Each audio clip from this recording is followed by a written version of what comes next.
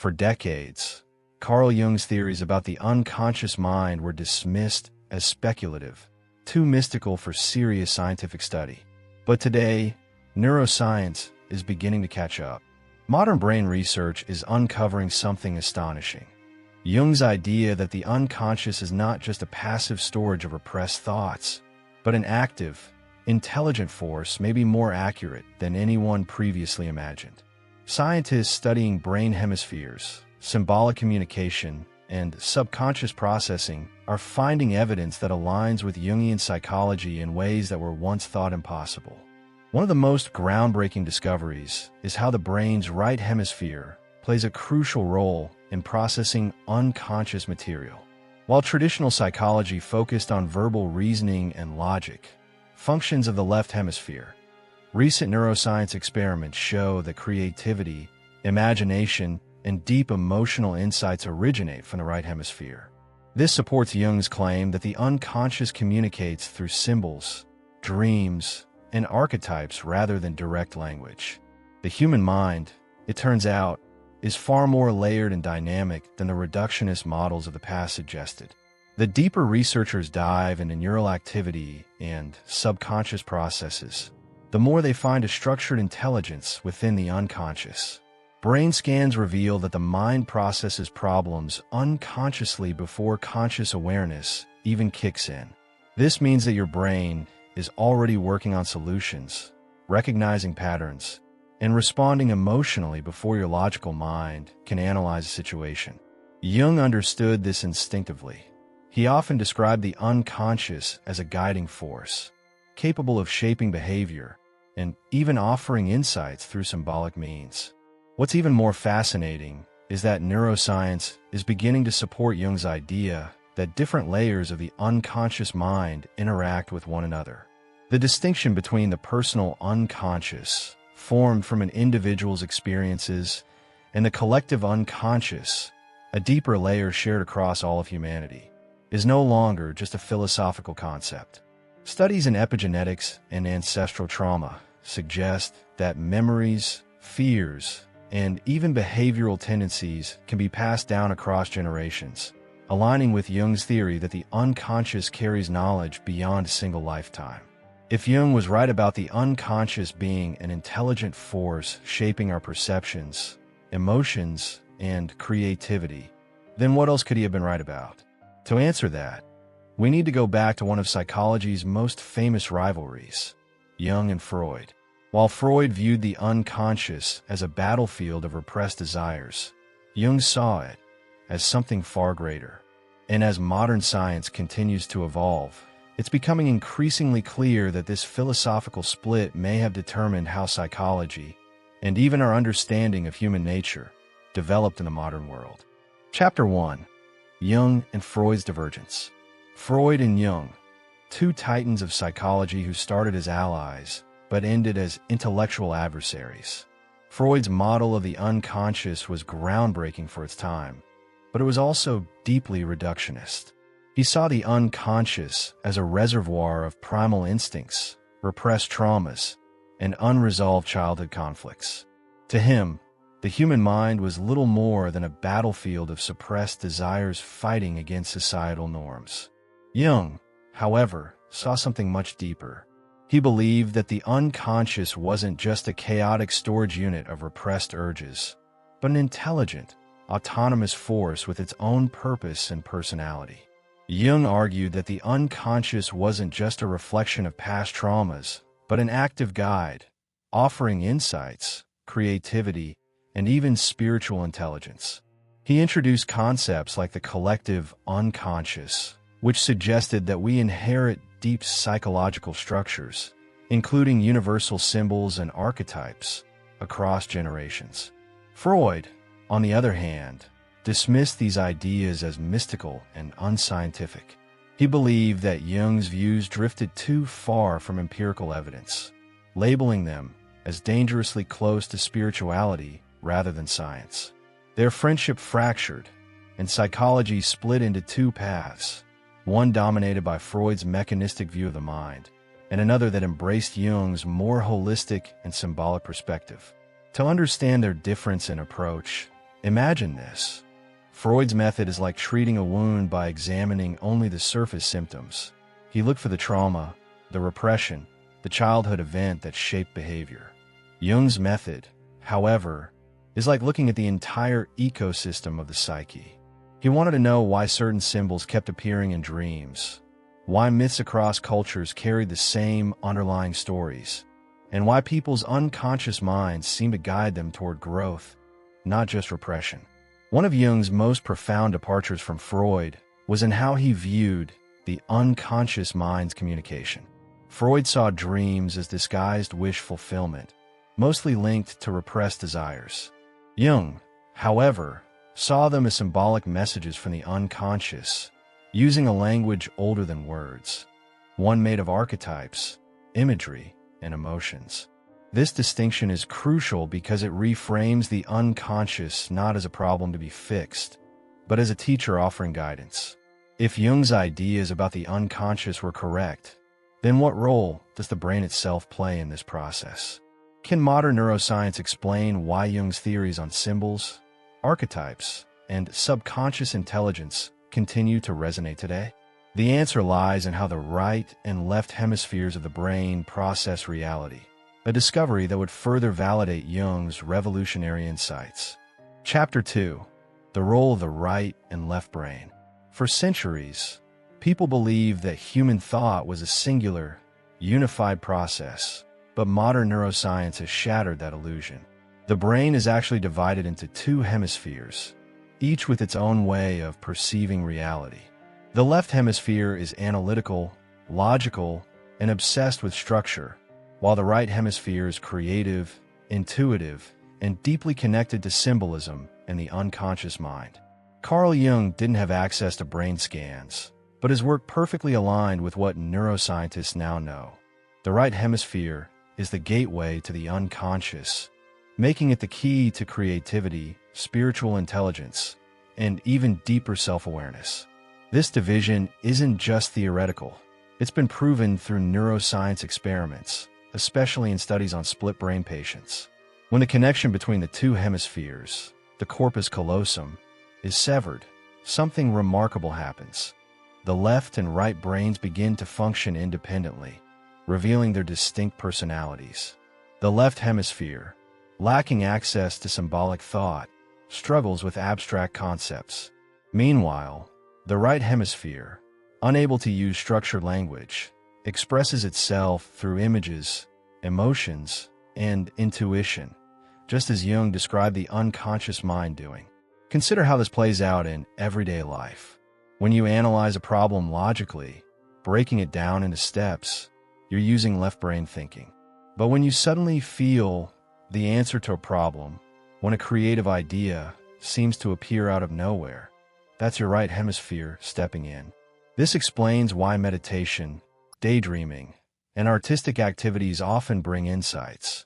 They quiet the left brain's dominance, allowing the unconscious to surface. Jung understood this long before neuroscience caught up, which is why he emphasized engaging with dreams, symbols, and creativity as tools for psychological growth. One of the most fascinating discoveries in modern neuroscience is that each hemisphere processes reality in its own unique way, almost as if we have two separate minds coexisting within us. The left brain is reductionist, seeing things in categories and linear steps. The right brain is holistic, perceiving patterns and deeper connections between ideas. Jung's concept of individuation, the integration of the conscious and unconscious, mirrors this neurological process. True psychological growth comes from balancing these two forces, not allowing one to dominate the other. But if the right hemisphere is the gateway to the unconscious, could it also explain Jung's most controversial idea, the collective unconscious? What if ancestral memories, fears, and instincts weren't just psychological theories, but actually imprinted in our genetic material? As science advances, epigenetics is revealing that Jung may have been far closer to the truth than anyone expected. Chapter 3. Collective Unconscious and Epigenetics. Jung's theory of the collective unconscious was one of his most controversial ideas. How could people across cultures, separated by time and geography, share the same archetypes, myths, and symbolic patterns? He believed that the human mind wasn't just shaped by personal experience, but by something deeper, an inherited layer of unconscious knowledge passed down through generations. At the time, this was dismissed as mystical speculation, but modern epigenetics is now suggesting that Jung may have been onto something far more scientific than anyone imagined. Epigenetics is the study of how experiences, especially traumatic ones, can leave imprints on DNA and be passed down to future generations.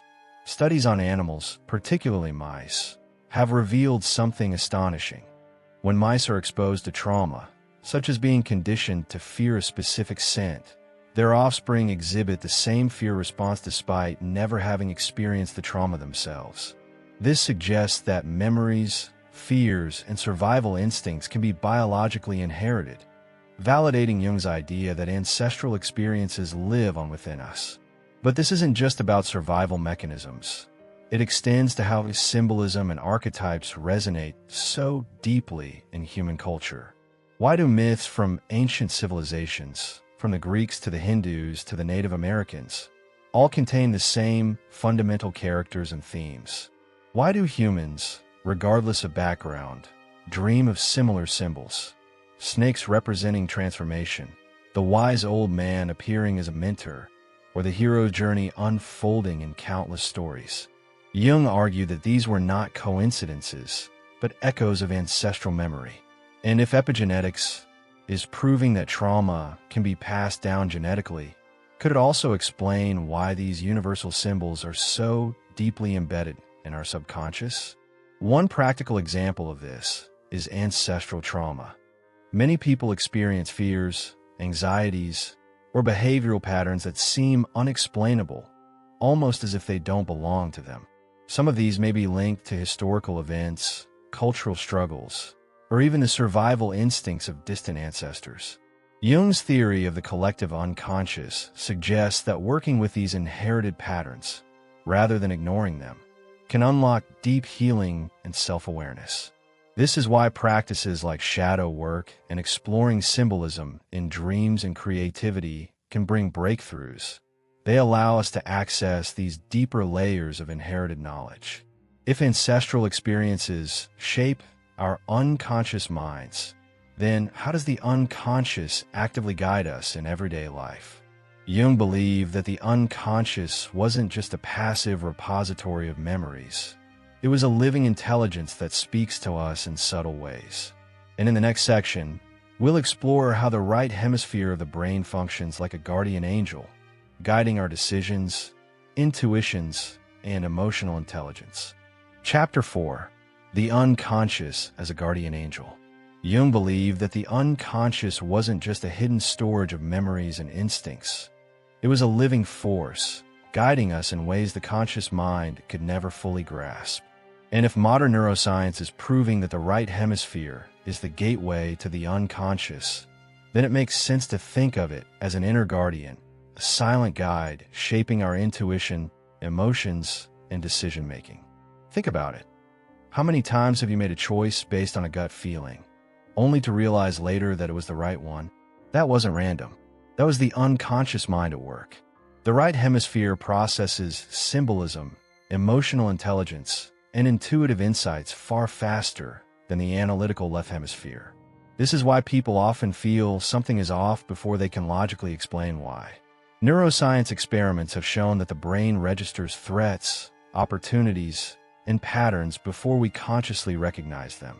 Jung's theory that the unconscious is a guiding force rather than a chaotic abyss aligns perfectly with these findings. What if what we call intuition is actually the unconscious mind speaking in its own language through symbols, emotions, and subconscious associations? Ancient traditions often depicted guardian angels, spirit guides, or ancestral protectors as forces whispering knowledge beyond the reach of logic. Jung, however, suggested that these weren't necessarily external beings, but rather projections of our unconscious intelligence. In dreams, these figures often take the form of mentors, wise elders, or even mysterious strangers offering insight? Could it be that our minds naturally create symbolic guides to help us navigate life? This would explain why meditation, creative work, and dream analysis often bring profound realizations. They quiet the logical left brain and allow the unconscious to communicate freely. If the unconscious is constantly guiding us, then how do we strengthen this connection? Jungian psychology suggests practices like active imagination, journaling, and engaging with symbolic language. Try this. The next time you face a difficult decision, instead of overanalyzing, sit in silence, focus on how you feel, and pay attention to any images or sensations that arise. You might be surprised at the clarity that emerges. The unconscious mind already knows what the conscious mind struggles to grasp. But there's a challenge. Not everything in the unconscious is pleasant. Jung also warned about the shadow, the repressed aspects of ourselves that we often ignore or deny. And if the unconscious can guide us toward wisdom, it can also reveal the parts of ourselves we fear the most. The next step toward true individuation and self-awareness? Confronting the shadow. Chapter 5. Shadow Work and Individuation. Jung believed that the path to true self-awareness isn't about just embracing the light. It's about confronting the darkness within. He called this process shadow work, the act of facing the hidden, repressed aspects of ourselves. The anger we suppress, the insecurities we deny, the desires we pretend don't exist. The shadow isn't just the negative side of our personality. It's the parts of us we've been conditioned to hide. But here's the truth. What we refuse to face ends up controlling us. Until we acknowledge our shadow, we remain trapped in unconscious patterns, repeating the same mistakes without understanding why. Think about it. How many times have you judged someone harshly, only to realize later that what irritated you about them was actually something you feared or disliked in yourself? That's projection, one of the clearest signs of the shadow at work. Jung explained that when we don't integrate these hidden parts of ourselves, they manifest in our relationships, our habits, even our dreams. The more we suppress the shadow, the more it leaks out in unexpected ways: self-sabotage, unexplained anxiety, emotional outbursts. But when we bring these hidden aspects into the light, they lose their grip on us. The process of individuation, Jung's term for achieving wholeness, requires integrating the shadow rather than ignoring it. This isn't about fixing yourself. It's about embracing all parts of who you are, even the ones society has told you to reject. Jung often said that the gold is in the dark places. In other words, the very aspects of yourself you resist could be the key to your greatest strength. For example, someone who suppresses their anger may discover that, once acknowledged, it transforms into assertiveness and confidence.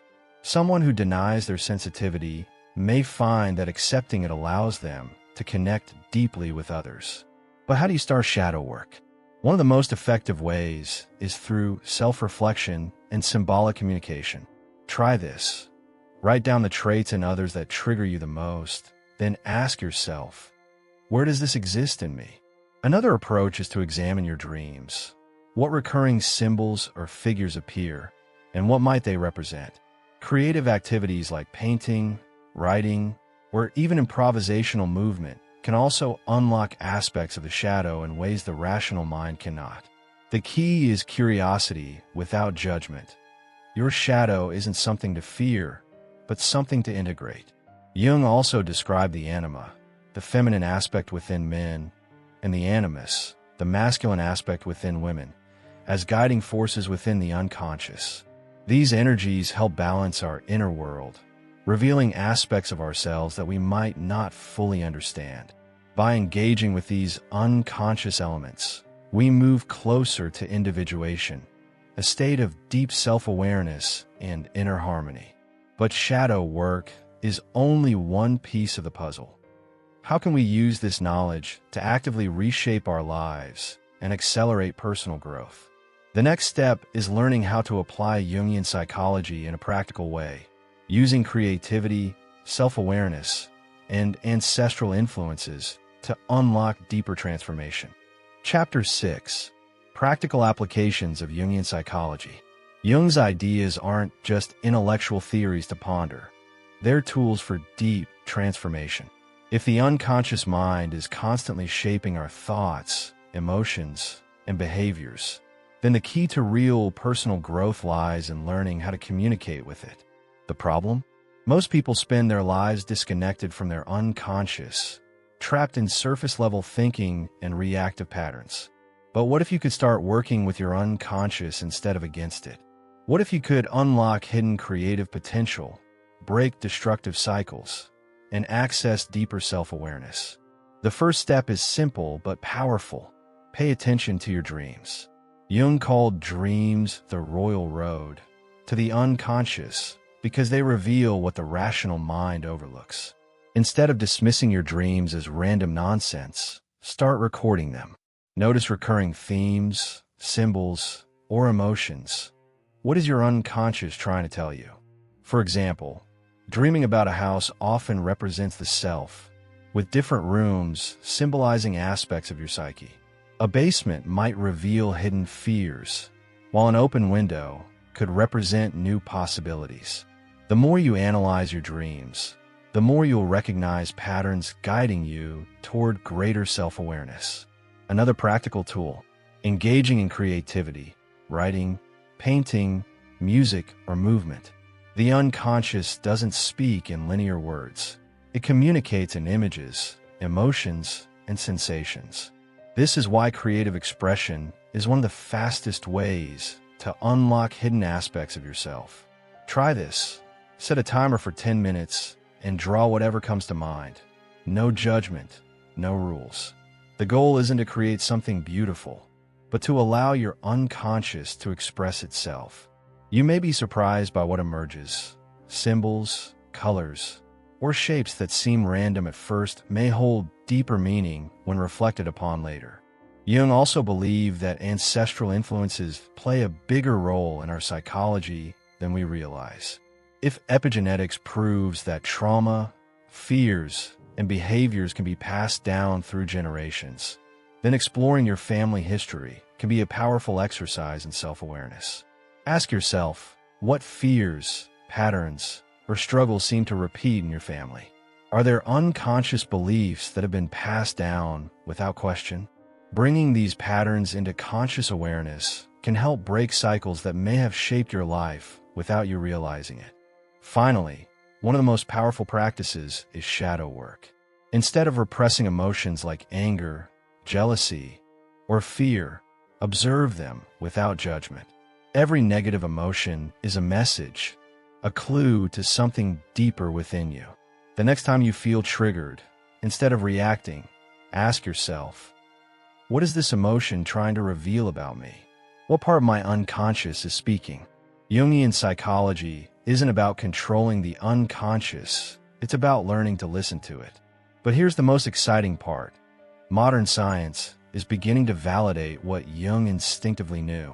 If neuroscience and psychology are finally catching up, then what kind of evidence exists to prove that ancestral memories, emotions, and unconscious patterns are embedded in our very biology? The answer lies in epigenetics, and the findings are nothing short of mind-blowing. Chapter 7. Epigenetic Evidence of Ancestral Memory. For centuries, people believed that memories and experiences were purely individual, shaped by personal life events, with no connection to the past. But modern epigenetics is rewriting this narrative. Scientific studies are now revealing what Carl Jung suspected long ago. Our unconscious mind carries the echoes of our ancestors. Traumas, fears, survival instincts, and even emotional patterns don't just disappear when a generation dies. They are encoded in our genes and passed down. This means that the collective unconscious may not just be a psychological concept, but a biological reality. One of the most famous experiments in epigenetics involved mice and the scent of cherry blossoms. Scientists exposed a group of mice to the smell while simultaneously giving them mild electric shocks. Eventually, the mice developed an instinctive fear of the scent. But here's where it gets fascinating. Their offspring, who had never encountered the scent before, were born with the same fear. This pattern continued for multiple generations, proving that traumatic experiences leave biological imprints that shape future behavior. This aligns with Jung's theory that certain fears, instincts, and even symbolic associations exist within us before we ever experience them firsthand. But this isn't just happening in mice. It's happening in humans, too. Studies on descendants of Holocaust survivors, war refugees, and families affected by famine show that their genetic markers have been altered by past traumas, influencing how they process stress, fear, and emotional resilience. If trauma can be biologically inherited, then what about symbols, myths, and archetypal patterns? Why do certain universal symbols, like the hero's journey, the wise old mentor, or the shadow self, resonate across time and cultures? Could it be that we don't just inherit DNA, but also psychological blueprints for navigating life? Jung believed that our unconscious mind was shaped not only by personal experiences, but by ancestral memories buried deep within us. This explains why people with no exposure to certain myths or traditions can still find deep meaning in them. It also explains why certain symbols in dreams or artistic expression feel strangely familiar, even when encountered for the first time. These aren't just coincidences, they're the traces of ancestral memory, waiting to be decoded. If science is proving that experiences leave permanent imprints on future generations, then what does this mean for self-awareness, healing, and personal growth? Could understanding epigenetics and the collective unconscious help us break inherited cycles of trauma and fear? The answer lies in how modern neuroscience is finally catching up to Jung's theories, proving that the unconscious mind isn't just a theoretical concept, it's a dynamic, living force within us. Chapter 8. Neuroscientific Confirmation of Jung's Ideas. For decades, mainstream psychology dismissed Jung's theories as unscientific, too abstract, too mystical, too dependent on symbolism rather than measurable data. But now, modern neuroscience is proving that Jung was right all along. His idea that the unconscious is an intelligent, active force shaping our reality is now supported by cutting-edge research on the brain's hemispheres, subconscious processing, and inherited memories. The deeper scientists explore the mind, the more they realize that Jung wasn't speculating. He was simply ahead of his time. Neuroscientific studies show that the right hemisphere of the brain processes reality in a way strikingly similar to Jung's description of the unconscious. While the left hemisphere is concerned with logic, language, and structure, the right hemisphere is responsible for intuition, creativity, and symbolic communication. This explains why dreams, emotions, and archetypes don't communicate in words, but in images and feelings. It also supports Jung's belief that the unconscious mind speaks in a symbolic language long before we consciously interpret it. Another groundbreaking discovery is that the unconscious mind processes information far faster than the conscious mind. Brain scans reveal that decisions, emotional reactions, and problem-solving processes often begin in the unconscious before we are even aware of them. This means that intuition, often dismissed as irrational, is actually a sophisticated form of subconscious intelligence. Jung's belief that the unconscious was a guiding force, rather than a mere collection of repressed memories, is now backed by real scientific data. Even Jung's most controversial ideas, like the collective unconscious, find support in modern research. Studies in epigenetics show that trauma, emotional responses, and survival instincts can be passed down across generations, explaining why humans are born with deeply ingrained fears, instincts, and symbolic associations.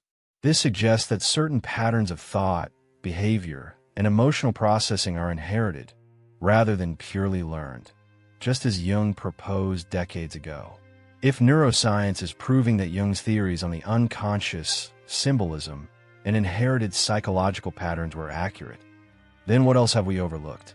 Could the future of psychology lie in integrating scientific research with Jungian principles to develop a more holistic understanding of the mind? And more importantly, How can we use this knowledge to unlock creativity, overcome emotional barriers, and accelerate personal growth? The implications are profound, and they challenge everything we thought we knew about how the mind works. Conclusion: unlock the deeper layers of your mind. So now that you know Jung was right all along, what are you going to do with this knowledge?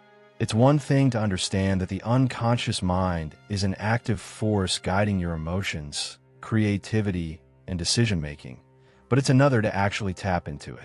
Are you going to keep living on autopilot, ignoring the hidden intelligence within you?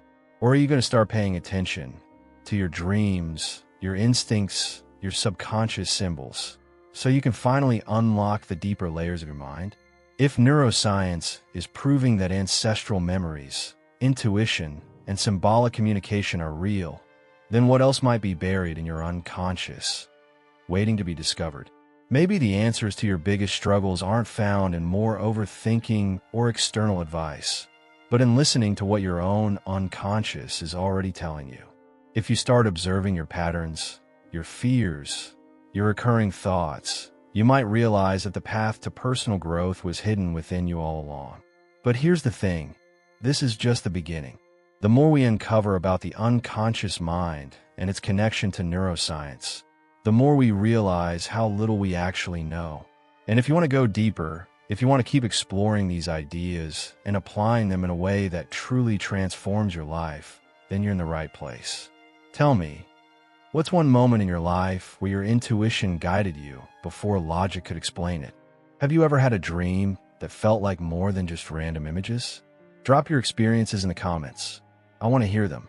Make sure to subscribe and turn on notifications, because in the next video, we're diving even deeper into the hidden forces shaping your mind. You don't want to miss it.